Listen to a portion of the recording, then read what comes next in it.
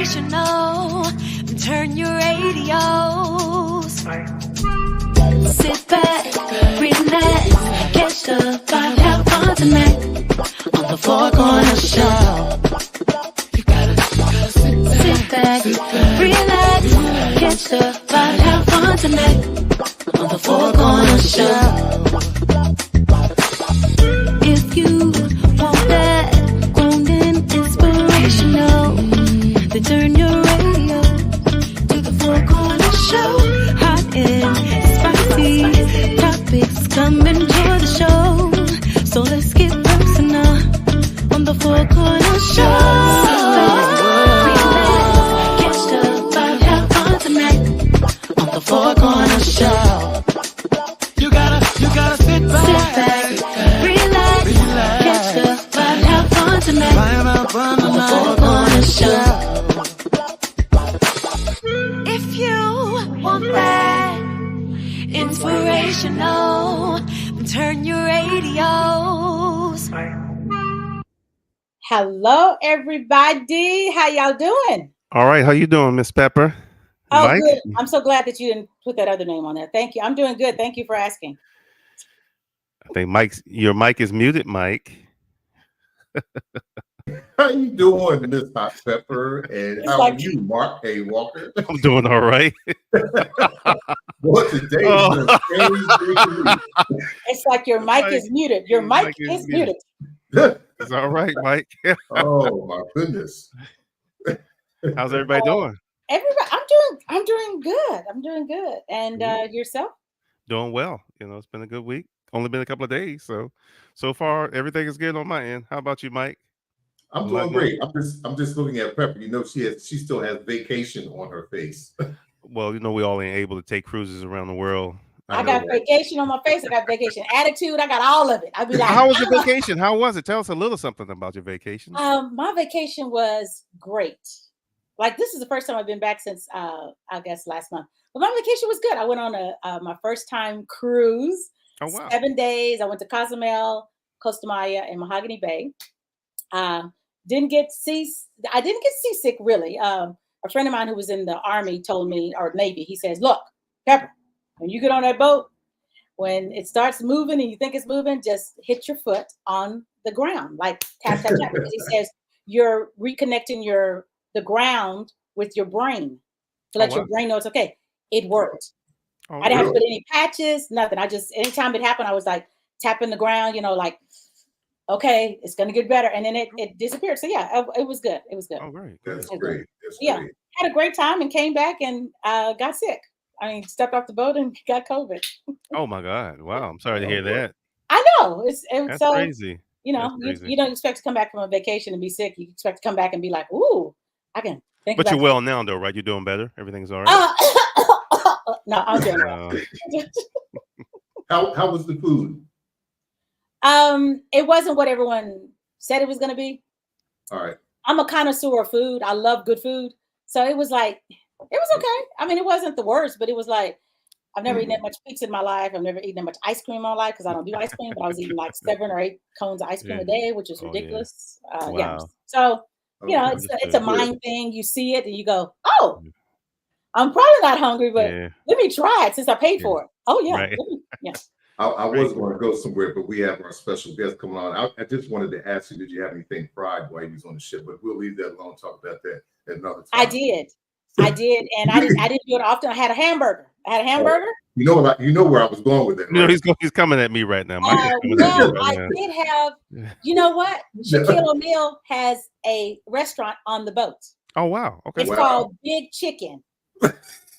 It's like a Chick-fil-A, but a little bit more, not as upscale as Chick-fil-A, but it's like, oh, Big Chicken. So he had chicken with the bun, and then he had chicken strips. And the chicken strips were, of course, big chicken. Yeah. Wow.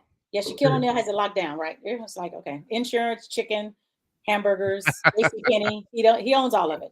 21 and younger or whatever it is. Yeah. But yeah. So this will be our first show with you coming back, every vacation. And I think this is a big banger here. We have a very special guest that's you're about to introduce, right? This is someone who's really we want to welcome you guys here. We are here twice a month.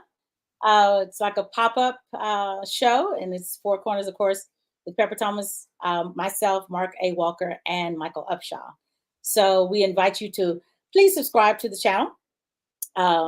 And that way you can comment and say what you need to say. And then also go back and look at the previous artists that we have interviewed on this platform. So today, never thought I spoke to her earlier. I said, I never thought like I would be talking to her, because I remember seeing her on the Arsenio Hall Show. Like, oh yeah, she's back there playing the piano. Like, who would have thought that I'd be sitting here? I won't say the years because that might tell it all, but years later that I would be talking to her. But I would like to introduce none other than extraordinaire. I think she's like one of those hidden gems behind the scenes. People don't know who she is. They know her name, but they're like, who is that? Who is that? So I would like to introduce to everyone Miss Starr Parodi. Am I saying it right? Parodi. She's like, yeah, that's it. Okay, there you are. Hey, Starr. Hey, Starr. Guys. Hey. How you doing? I'm good. I loved hearing about your trip, and I loved your theme song. That was really cool. Thank you. So let's give you the hand claps as you deserve, okay? Because it's only 3 of us, but we need the full effect. So everyone, hand claps for Starr Parodi.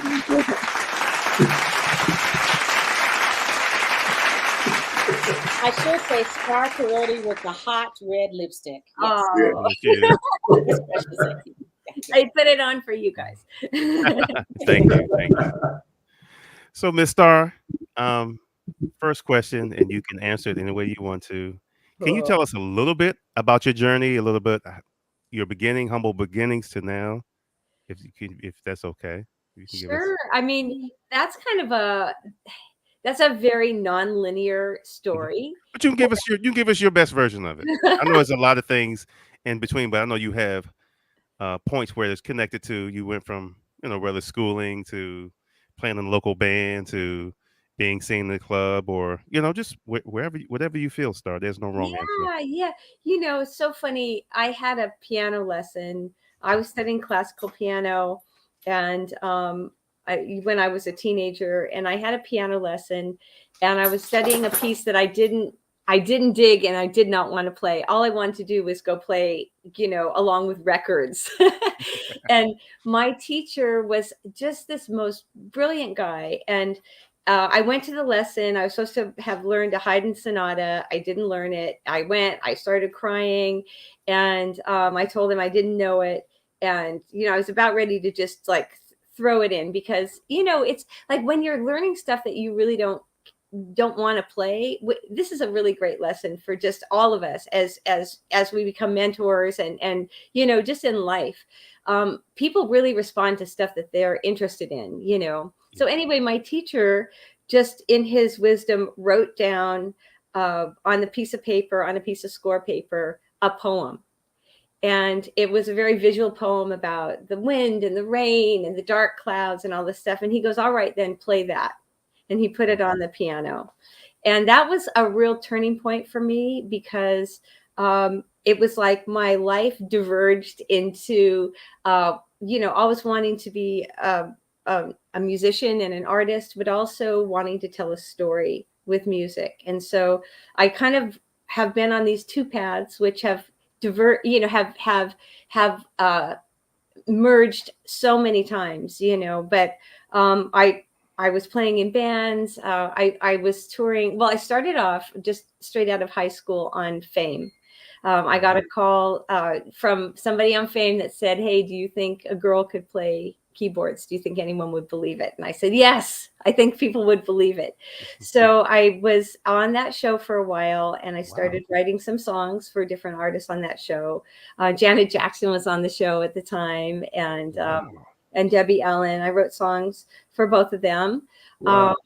And then I just started touring with bands. I played in every dive club you could possibly imagine, moved my gear to the point where, if I couldn't find somebody to help me move my piano, I dislocated my shoulder a gazillion times moving my stuff. I was fortunate enough to get to play with George Howard. He was a soprano sax player. And his band was just amazing. And we did Whitney Houston's first tour opening for her. So we Oh, got wow. hear her every night, which is super, super cool. I also early on played with Marilyn McCoo and her band. And I always loved, I had a band, and it was kind of a jazz fusion band. So we played in clubs around town. Some really amazing musicians played with me that I'm still friends with. Abe Laboriel, Oh, wow. Yes. bass, Kevin Ricard on percussion, Joey Heredia on drums. Gary Meek played sax. Andrew Woolfolk from Earth, Wind and Fire played sax. So Phil Kagi played guitar for a while with me, and we were really good friends. So, it's just like this mix of just wanting to do everything and play with everybody and wanting to learn and soak it up, Oh, wow. And at that same time, I sent a tape with a friend of mine to a really well-known and prolific television writer, Mike Post, who's turned out to be an amazing mentor to me. He hired me along with my friend, and we wrote together at the time, and we worked on like 13 of his network shows with orchestras every week. And so that was early on, and I just got so hooked to scoring music to picture that I just have been pursuing both really for the rest of my life, just on that path of scoring to picture. I've done a lot of television and film, a ton of movie trailers, and redoing themes like the James Bond theme and Wow. and stuff like that. And also I play concerts. I play with bands sometimes, and so it's a really rich, full, fun way to, I think, explore music, and I'm just so grateful to be on that path. We're grateful that you're sharing all of this, because that was a lot you just said. I mean, you I know. a lot of great musicians Well, that's a lot of years to who come. are great, not just great, but top tier. And I think sometimes when people hear that, they don't realize how much of a blessing that is to be connected from one group to the next, and just go on. I think it speaks not just about your musical ability, but even your personality, because people like playing with people they like. I share that sometimes with younger musicians, that you got to be a likable person, and obviously everybody loves Starr. Oh. I don't think it's a mishap that you're doing all this stuff just by your skill, because we know some skilled artists who aren't always people friendly or people person. And I just, we're just grateful. I mean, this is incredible. I wasn't even expecting to hear all of what you just said. I know some of your work, but I didn't know, the connections like that. And I got one more question, and I know Pepper's gonna probably go a little more detailed than me. What is your inspiration? Because you do a lot of songwriting. As you're saying, you wrote stuff for Janet and for Debbie Allen and a few other people, as well as I'm sure for yourself. What has been your inspiration? How does the music come? Where is Starr's brain at when this happened? Are you laying in the bed? You behind the wheel of the car? Out watching? Are you on the beach? I mean, how does it come, and how do you translate it? Like there's really two places that I feel the most inspired. One is sitting at my piano, which is in the other room back there. Okay. It's a 1928 Steinway B, and it still has the MGM tag on it from the late 20s, early 30s, and they say that The Wizard of Oz was recorded on that piano. Wow. And it's just a really cool piano. I've had a lot of work done on it, and it's a great recording piano, but I just turn my brain off, and sit there. I have a screen that I can move so that I can look at any kind of picture as I'm playing. So if I'm doing something to a picture, then I can look at it, even if it doesn't have piano in it. It gives me ideas. And the other time is just walking my dog every morning. Wow. I walk my dog for about 3.5 miles every morning in the hills, and things come to me then, and I just like sing it in my phone that sometimes works, as we discussed earlier. Yeah. Yes. But I just take it, inspiration from life too, and people that I meet and sounds that I hear in nature. My mom used to have a fireplace, and they never used it, so a bird's nest made a nest in it. And I remember practicing and just hearing the birds chirping and like trying to play the notes that they were singing. Oh, wow. And play it back to them, you know, and I mean, it's just fascinating that they sing in perfect fourths and fifths so often. And I was just sitting there Wow. playing with the birds in the fireplace. So, you know, but I don't know. That's kind of No, thank you. No, there's no wrong answer. That's great. So I'm done with my questions. I'm sure Pepper's about to light into you now. So I am not about to light into it. you know what I wanted to say, because in that little introduction that I did, I didn't mention one of the biggest things that changed my life, because you guys mentioned it at the very beginning, which is the Arsenio Hall Show.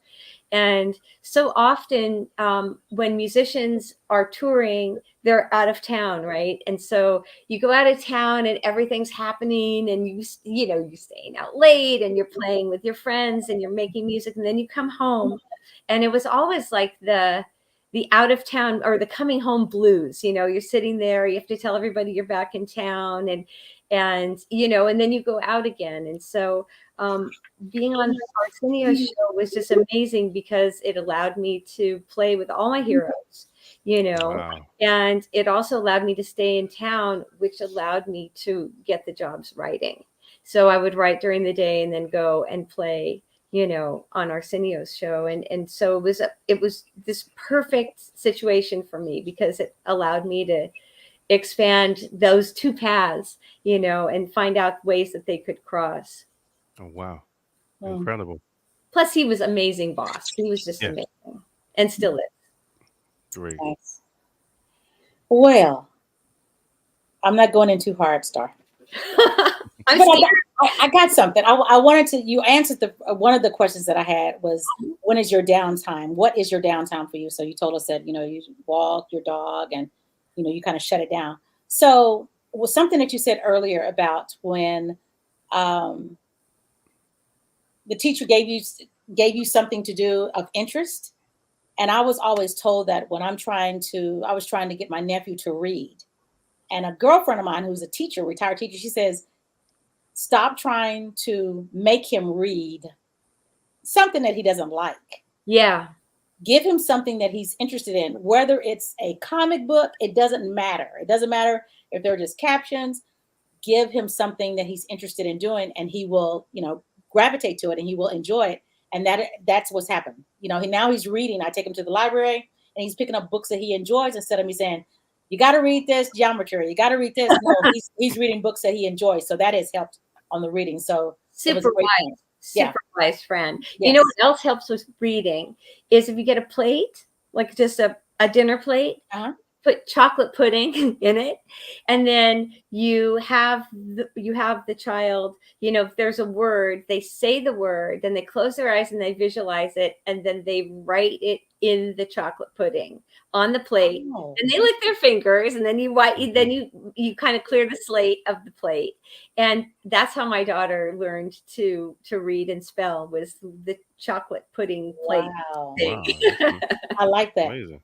Or whatever you like. If you don't like chocolate pudding, it could be, you know, I don't know, just something, whipped cream. I don't know, something fun that you can write in. Thank you for that information. That is I might do that for myself. I might say I'm trying to read and write, but I'm like, I just want to put my finger in there so I can eat it also.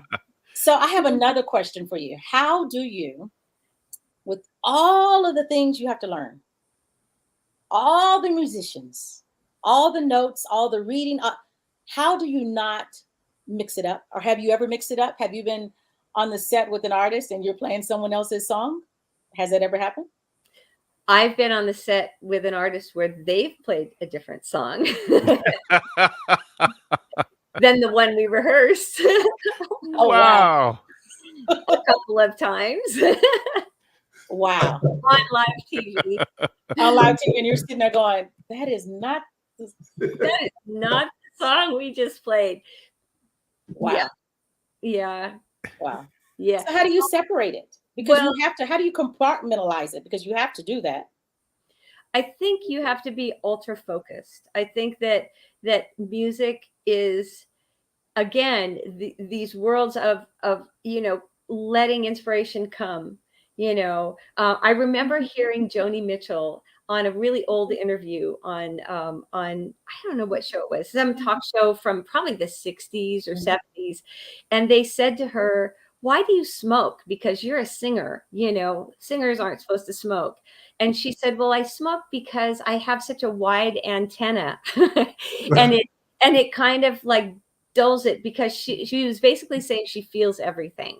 I really related to her with that. I'm not, of course, not the great Joni Mitchell, but like I also feel everything. I go into a room, if somebody hits their elbow on something, ow, I feel it.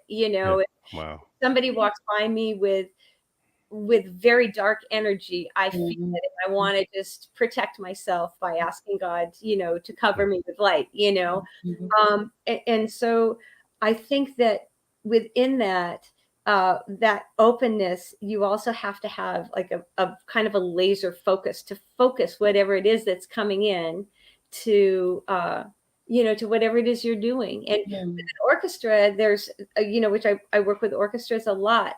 There's a meticulousness that has to be that has to happen. You get the inspiration in, and then when you have to put it down, into your program, your scoring program, and it's like, okay, you have to really figure it out. And it's like combining math and inspiration, So I think it's just learning how to really focus, and making yourself do it. Right.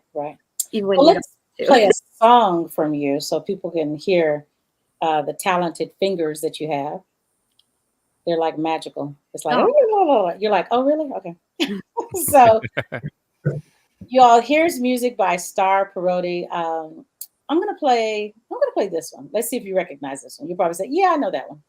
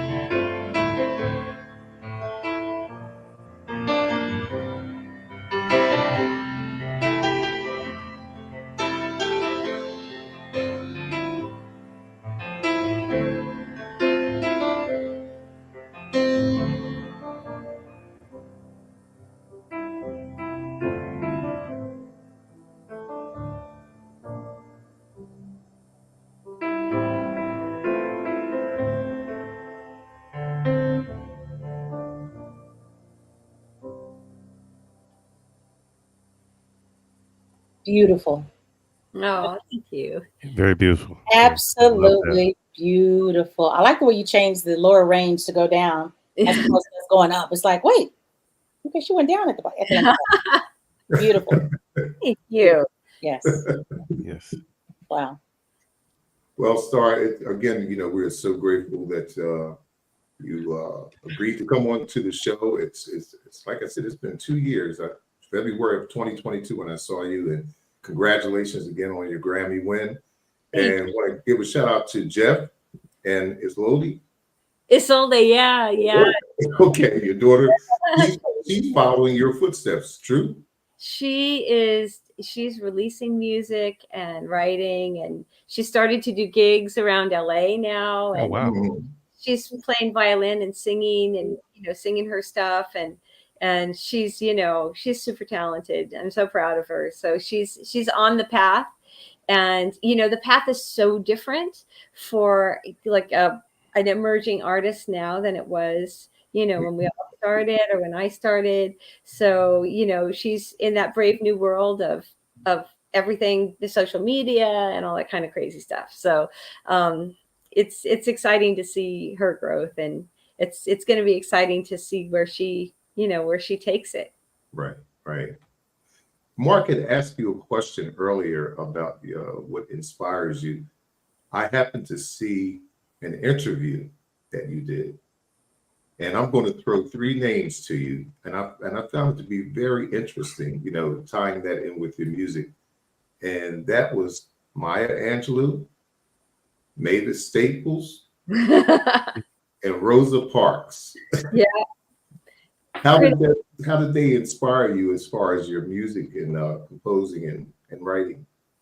Well, Maya Angelou is one of my favorite writers, and she's, when I was working on Arsenio's show, we really weren't allowed to ask anybody for an autograph. And, at some point when you're meeting people over, I think we did over 1,400 shows together, you don't really do that except for me with Maya Angelou.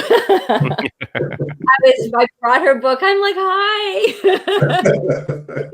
You don't mind signing this? But I got a chance to talk with her, and that was amazing.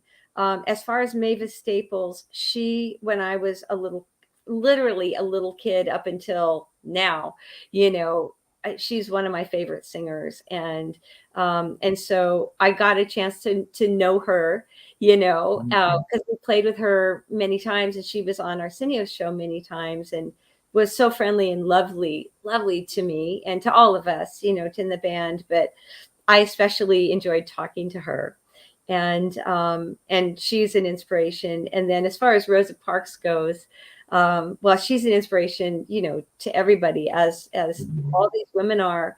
I had a chance to meet her at a dinner that we were all at. There was this wonderful woman named Barbara Fouch, who's no longer on our planet, sadly. She was Jesse Jackson's publicist, among other things, and she was married to a great baseball player named Johnny Roseborough.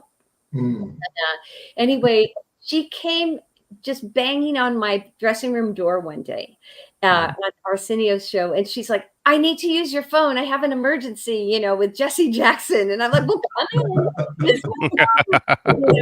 on. So anyway, she came in, she used my phone, and then about a week later, she called me and she said, you were so nice to let me use your phone and your dressing room and everything. I'm like, that's not a big deal. And then she said, I have a radio show, and I know that you have an album that is just coming out. It was my very first album that was distributed through Capitol and SEMA, and it was called Change, and it was like a jazz fusion album. And she said, I'm on a jazz show, at the time it was a pretty big jazz station in Los Angeles. And she said, I'd like to have you be my guest. And so that started a very unlikely friendship of a young girl, and a very sophisticated Chanel wearing, coiffed, beautiful Barbara Fouch, who was probably, 20 or 30 years older than me at the time. But we became really good friends. And she just was the most wonderful person. And she would invite me to these dinners. And one of them was with Rosa Parks and Muhammad Ali. And she was just a very connected person and just a very dynamic person. And so that's how I got to meet Rosa Parks. Wow, that's amazing. That is truly amazing. You know, there's something I had mentioned to you earlier that Mark, you and we have a person in common that we have either recorded or performed with. I know you don't know. Gerald Albright. Oh my gosh, I love him. Love him so much. Mark played with Gerald he's muted now, but he's played with Gerald for a lot of years. What? Yeah, I was Gerald Albright bassist in the early 90s. You know, Gerald, you remember when Gerald and Layla Hathaway had the same management and they did a lot of shows together. So I was in that band. I played with Gerald up to the time. I actually met Will Downing back in 2001. Oh my God. So that's how I met Will Downing. I met Will through Gerald Albright. And I still played with Gerald off and on. Not as much, but I had just been Will Downing's, band, because I was the only band member that lived on the East Coast. Everybody else in Gerald's band lived on the West Coast. I was the only guy that lived on the East Coast. Wow. And so it was, it's been a blessing. I mean, he was always like big brother to me. Him and Layla, they were gracious, but yeah, Gerald, it's nobody like him. That guy's incredible musician. He's such a talent. I mean, I've known him since teenagehood for me. Oh, wow. Yeah.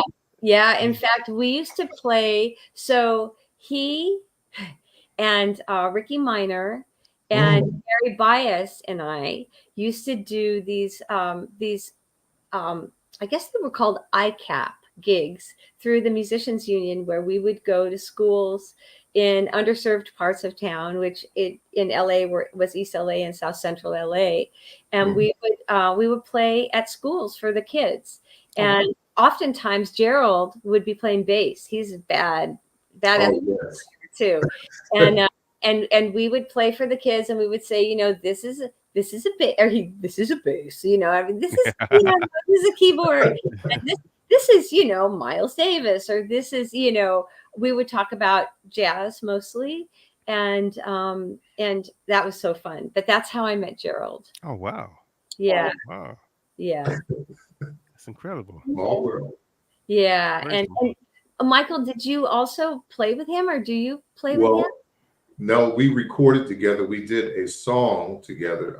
It was by a gentleman by the name of Douglas Miller, who's no longer with us. And I remade this song called Anchored in the Lord. And Gerald played on it. And the song, I think it charted at like number 5 when the gospel played. Yeah. So it was a blessing to have him on there. Yeah, congratulations. That's amazing. And you guys must have made a great team, all of you, with him. Yeah, he's just, I can't say enough. Yeah. I just saw him actually at the NAMM show in LA just this last year. I ran into Dennis, his wife, and we were all like hugging and taking pictures. Oh, wow. And that's wonderful. Great guy. Wow. Yeah. Well, the Phil French channel just made a comment saying, Mark Walker, the baddest bassist alive. Blessings, sir. He says, Phil. Thank you, Phil. Look, he's like, we're laughing. He says, thank you, Phil. So, Starr, I'm sorry, I'm out of place. I'm going to ask you this though. So, playing those things with Gerald Albright in the schools, was it something weekly, monthly, or how did that work out? It was just whenever it was through, I guess it was a trust, I don't know if it was a trust fund or something through the union. So it was pretty often. Okay. Sometimes we'd play maybe even 3 schools a morning. And we'd be around, because it was a short little program of maybe 30 minutes or something like that. Okay. Yeah. That was fun. Yeah, it sounds like fun. I can only imagine. That sounds like fun. And yeah, I guess you guys were really just ad-libbing the way you want to to some degree. I know you had some musical programming too, but I know you guys kind of played and gave them kind of like a little show. Yeah, we'd just play a song and then we'd talk about our instruments, or we'd sometimes talk about the, whoever the jazz artist was that we were playing. So, and it was funny because so often we'd be playing for elementary school or, younger kids who are so sweet, right? And you say, Yeah. this is a keyboard, or this is, and they go, oh. And then I remember we went to this high school one time and it was like, this is a keyboard. Oh no, wait, that's not how we talk anymore. I can imagine. Yeah. Imagine. Yeah. That was like shift the tone a little bit to older kids. Wow. Wow. Yeah. And I saw there's some other people that you work with, like B.B. King. How was that working with B.B.? Again, that was just one of the pinch me moments. Wow. It was during Arsenio's show, and we played for so many different artists. And sometimes we would play, and they would just sit in with us on the bandstand. But very often we would do, featured pieces with them. And I'll never forget B.B. King, because I've been talking to him a little bit, and he gave me a pick, which was so cool. I still have it. And then we were playing The Thrill Is Gone. I was playing organ, and he turned around and he looked at me right before the curtain went up, and he goes, "I'm so nervous." And I thought, oh my gosh, he just told me he was nervous. I couldn't believe it. It just made him so human, and he's just the most dear, endearing, lovely, lovely person ever. Wow, that's incredible. But you remember stuff like that, Yeah, for sure. those moments, when you're just having, these amazing moments. Right. I've got to ask the ultimate. I'm sorry, Mike. I want to ask this last question before I forget. When you have those moments, are there any recordings or anything where you kind of got lost in the music while you were playing? You just went somewhere else mentally playing? There have been I have to say, not on live TV. Okay. That was never a place to just get lost in the music. But that happens often when I play piano, or when I play with, just with people. I often get lost in the music, but it's usually in situations where it's, more of an open, longer kind of thing where you have an opportunity to get lost, Thank you. Yeah. Speaking of playing with people, I want to thank you too, because it was in 2019, right before the pandemic. I spoke to you, and my daughter was dealing with cancer at that time. So you said, well, Michael, I have someone I'm going to have to call you, and this way you can talk to them and talk to him. And he called. We had prayer together on the phone. Great gentleman, Louis Price. And my friends, yeah. Yes, great guy. And there's a rendition of a song that you did. And matter of fact, we'll let Pepper bring that in. She'll talk about that. How can you just leave me standing alone in a world that's so cold? Maybe I'm just too demanding, yeah. Maybe I'm just like my father, too bold. Maybe you're just like my mother. She's never satisfied. Why do we scream at each other? This is what it sounds like when doves cry.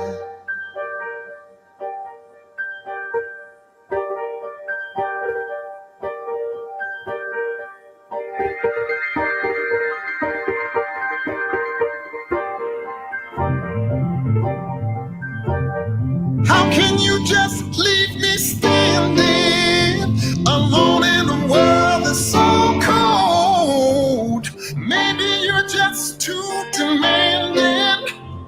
Maybe I'm just like my father, too Oh, maybe you're just like my mother. She's never satisfied. Why do we scream at each other?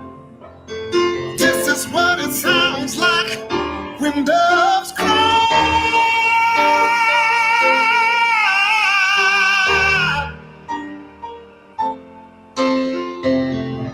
When doves cry, this is what it sounds like when doves cry. When doves cry. When doves cry. When doves cry. This is what it sounds like. Why do we scream at each other? Why do we scream at each other? Why do we scream at each other? Why do we scream?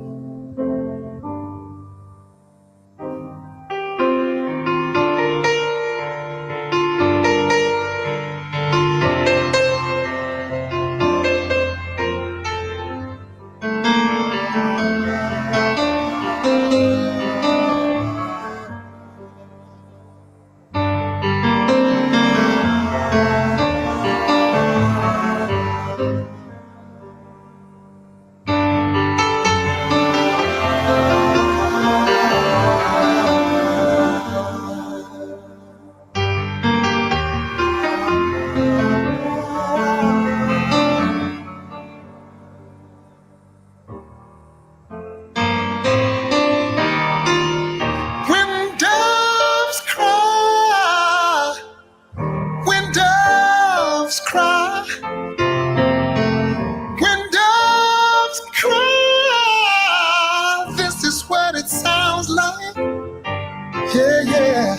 When doves cry, when doves cry, yeah. When doves cry, this is what it sounds like. Hey, when doves cry, when doves cry, when doves cry, this is what it sounds like. Why do we scream at each other? Why do we scream at each other? Why do we scream at each other? This is what it sounds like when doves cry.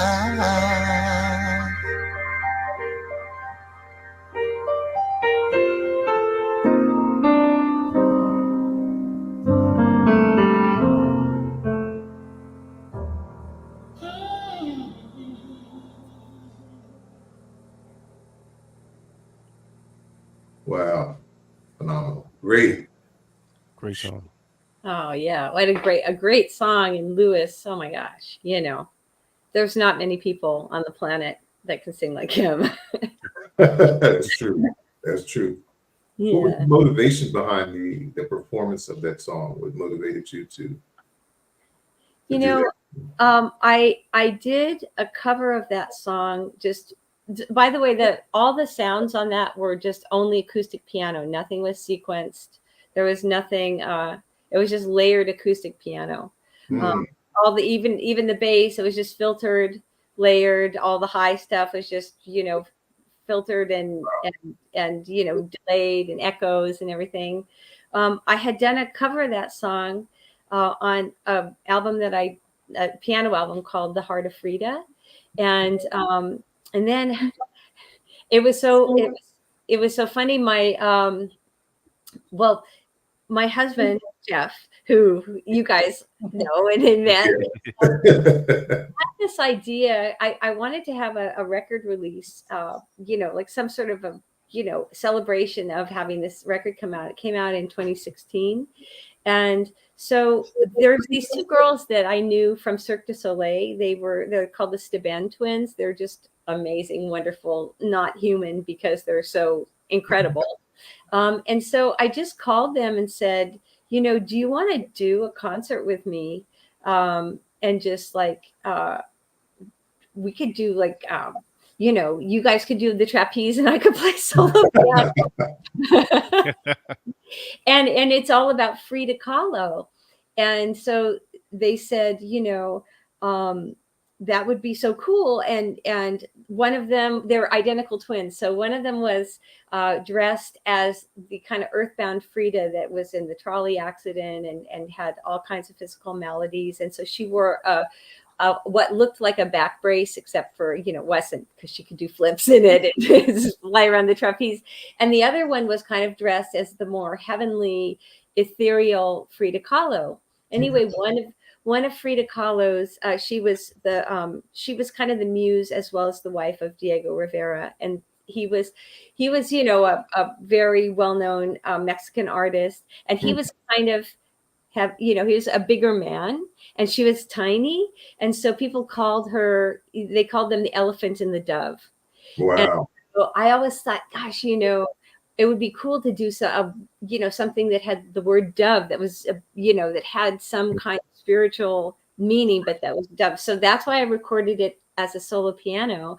And then when the record came out, I asked Louis if he'd sing it with me live, which he did. And then so many people kind of freaked out when they heard it. And so we said, we got to record it. And that's what happened. Wow. And I like that the classical scene, you know, that's within the song itself is beautiful, you know, and that, you know, I don't think I've shared this with Mark. I think I've shared it with Pepper, but you know, I love classical music and I listen to it a lot. So I have like this playlist, you know, and a lot of times that's what I go to sleep by. So, you know, there's a song called Project Overture of Color. You know about that? Oh, yes. So that's on my playlist. Yeah, that's on my playlist. And I heard Too Drunk to Read. You heard what? Too Drunk to Read. Oh, Too Drunk to Read, yes. That was from a film that my husband and I scored recently called The Storied Life of A.J. Fikry. And it was a really cool film, wonderful film written by Gabrielle Zevin, and it just directed by Hans Canosa. And it was just, you know, it was about a guy he's a bookseller and he's lost his wife, and he's got this one thing in his house that it's a very rare copy of an Edgar Allan Poe poem, and he's keeping it behind glass because he hates his life and he hates everybody and everything, and he's going to sell it for like several $100,000, and he's going to retire. And then he gets drunk one night because he misses his wife so much, and he passes out, and when he wakes up the book is gone, and that's kind of the start of the movie. And it's kind of this journey through, you know, finding love, and it's just so beautiful. It's a beautiful movie, but that was definitely, you know, about him just passing out and getting his book stolen. Oh, wow. Yes, I was trying to. Okay, so I have this question. You're like, what's the question? So, what has been your favorite score to picture project that you've ever done? Oh, wow. There has to be one that that is different than none other. Well, I mean, that's a hard question. I feel like for film, it might be that film that was the most recent one, because it was just, you know, it was so much fun to work. You know, my husband Jeff and I scored it together. Sometimes we do stuff separately as well, but also they were a husband and wife team. Gabrielle Zevin and Hans Canosa are married, and so he was the director, she's the writer, and she's kind of blown up. She wrote a great book this last year that I think was the #1 book of the year, called Tomorrow and Tomorrow and Tomorrow. It was on Oprah's #1 list. And Oh, wow. so she just is writing, New York Times bestsellers like crazy. And this film was one of them. One of the other things I think that I scored to picture that just was so fun and kind of made me feel like I was a part of history was redoing the James Bond theme. Oh, yes. That was, I was doing a lot of in-house movie trailers for MGM, actually for like 9 years, Wow. in conjunction with everything else, Wow, that's just crazy. as, That's great. not as a full-time job, but I did, maybe 2 or 3 trailers for them a week. It was crazy. And redoing the James Bond theme was a really, really successful venture with us. And it was just so fun to work on, such an iconic theme, and then to see it to picture, is really cool. So do you get these phone calls randomly? Do they say, let me call Starr and say, hey, you want to do the score? Do you have a PR person? Do you have a manager? Like, do they just call you up, or how does that work? I've had so many random things happen, but there's nothing really random because, you're always kind of, everywhere you go, you're meeting people and then you just, I do have an agent who's amazing and wonderful. And, but most of the stuff that I get is just from meeting people or, being their neighbor or being somewhere and somebody says, oh, you did this. We did something a long time ago and I have this now. Do you want to do it? Or, kind of random. I did a show, a Michael B. Jordan animated show called Genlock for HBO Max, just about 1.5 years ago. And that was like a totally random call. I pretended I knew that, like they said, oh, I think I know you from so-and-so. And I'm like, oh yeah.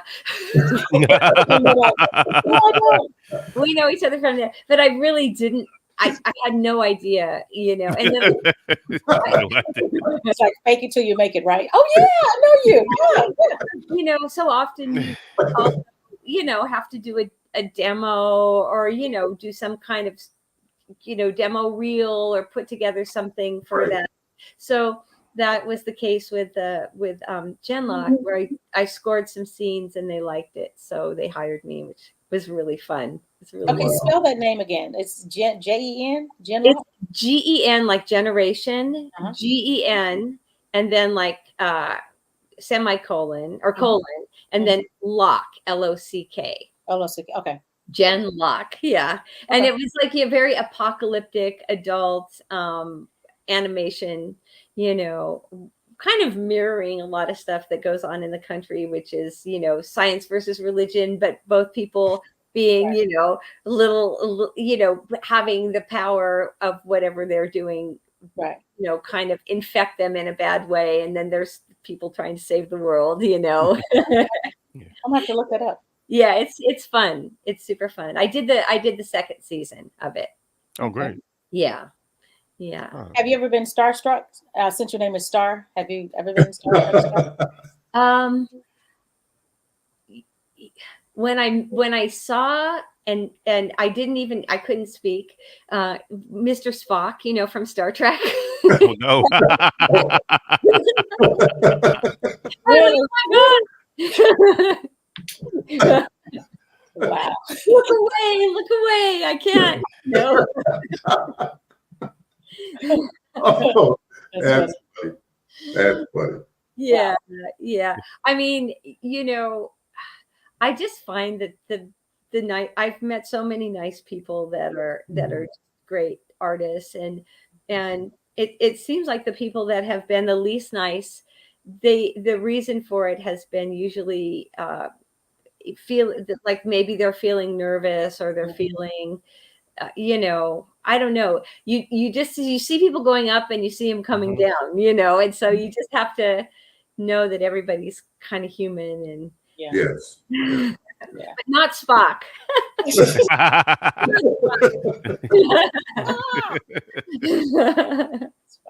How was it working with Whitney Houston when you were on tour with her? Well, that was a real amazing thing. George Howard, I was playing in his band, and he had a lot of the guys from like Shalimar and Frankie Beverly, and like I was definitely the odd person out, but everybody was kind of like my brother, and I loved everybody so much, and I knew some of the guys really well, and we were opening for her, so I didn't actually play with her when we were on tour with her. I did get a chance to play with her during the Arsenio days, Oh, okay. which was really neat. But, opening for her, and being on tour and hearing her every night was, pretty special, especially when she was just starting, and she was, wonderful and pretty amazing. Wow. Nice. Yeah. I mean, we did a lot of, we played with her, and then after her tour, we actually opened for Bill Cosby for a while, which Oh wow. Interesting. And then just, did some jazz festivals, and we did play with Gladys Knight, and I did get a chance to sit in with her, which was really amazing. And, so Gail Diedrich, I don't know if you guys know her, but she was the music director of Marilyn McCoo when I played for Marilyn. That was one of my very first gigs. Oh, and, wow. Okay. And it was very cool to have a woman role model. She was, had so much, she just had it so together. And she also, I think, worked with Gladys. Oh, wow. Okay. That's great. Fifth Dimension was one of my favorite groups, but I was a little guy. Oh yeah. Well, I mean the Fifth Dimension. Yeah, that was actually one of the very first records I ever bought with my own money. Was Wow. in fact that and the Supremes were my two first records that I ever bought. Yeah. Once I, like had a job and made some money at the record store. So are you planning on going on tour anytime, or you just rather work in the studio and doing scores? Or I'm not really going on tour these days. I work with this wonderful group called Word Theater, and they do a lot of they have a bunch of actors, really wonderful actors that read great works of literature, usually short stories or poems, and then they have music that supports them. So like I did a concert with them at the Ford Theater, which is a really wonderful venue here in LA. It's an outdoor venue right kind of across from the Bowl, and it's it's in conjunction with the LA Philharmonic, and put together an all-star jazz band, and it was, it was amazing. Terrace Martin played sax, and Logan Richardson and Wayne Bergeron played trumpet. And I mean, it was, Clayton Cameron played drums, and Edgar Wheeler played bass. It was super cool. And so I'm doing a concert with them next month at the Moss Theater. And it's going to be a tribute to Langston Hughes. Oh, really? Okay. And some great actors. Keith David is reading some stuff, and Tracy Toms and McCole White. A lot of really wonderful actors. So we'll be, kind of playing, to support that too, which is fun. Great. Yeah. Nice. Well, Starr. Well, Pepper. I have so enjoyed this. I want to thank you for coming on. You're a star with 2 R's. You really are. I'm saying star with 2 R's. Absolutely. You can add as many R's as you want. Starr's my mom's maiden name, so it's a family name. Oh wow. So Okay. yeah. Right. And it's 2 R's. You didn't have the R on there, huh? No, I didn't add. I add like other R's. Sometimes in emails I'll extend the R's a little bit, but no, it's 2 R's. But it's been so fun talking with you guys all. It's just such a pleasure, and Such a joy. Really, Thank you for being on. Thank you so much, So- Starr. This meant so much to us. Pepper, go ahead. I'm sorry. Oh, I'm sorry. I was like in midair going, So, what do you want people to remember you for? Oh, I hope people remember me for doing music that makes them feel something, you know, and for wanting to attain excellence, and also for being, you know, kind, hopefully, to people. Mhm. You Wow. Great. Thank you. Again, you guys, this is Starr Parodi. know. I like saying that last name, Wonderful. Parodi. Yay. And we want to let you guys know that having on next Tuesday, August the 20th, our guest will be Austin Woodland. And the show starts at 3 p.m. Central, 4 p.m. Central, 5 p.m. Eastern. And he is with the GMWA. Yes, GMWA, and he's also a Stellar-nominated musician and producer as well. He's also a minister. Okay. Licensed minister. That's Dr. Alston. Nice. Well, thank you guys for joining us. We will be here on next Tuesday. And don't forget to subscribe to Four Corners with Pepper Thomas on YouTube.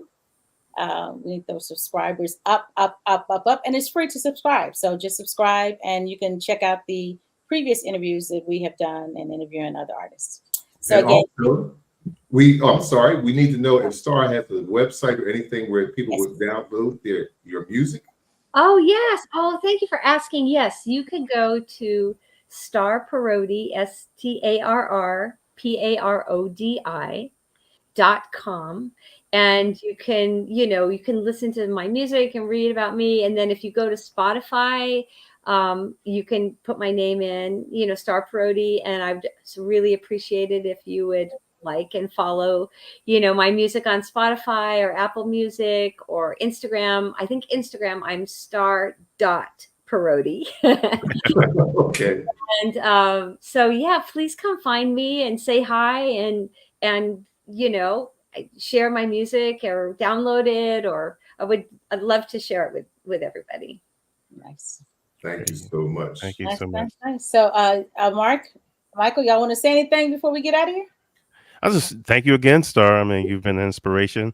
And this is an interview I think we'll always remember. Thank you again. Absolutely. Yeah. So such a joy to talk to you guys. I want to hear you play bass too. I can't believe I haven't played, you know, that's crazy.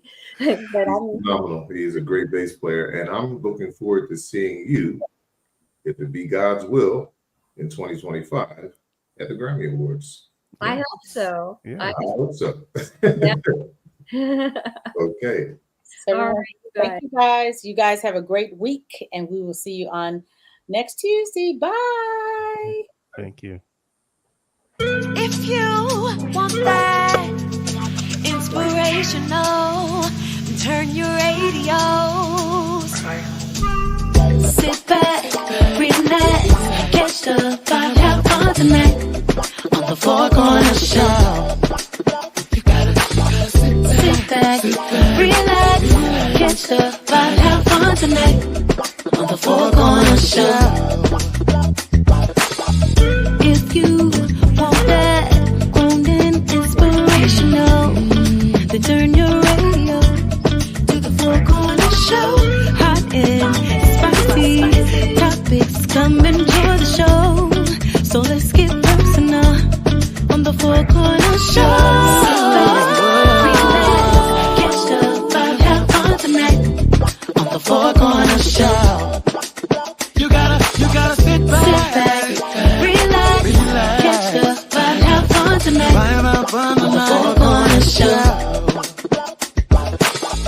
If you want that inspirational, then turn your radio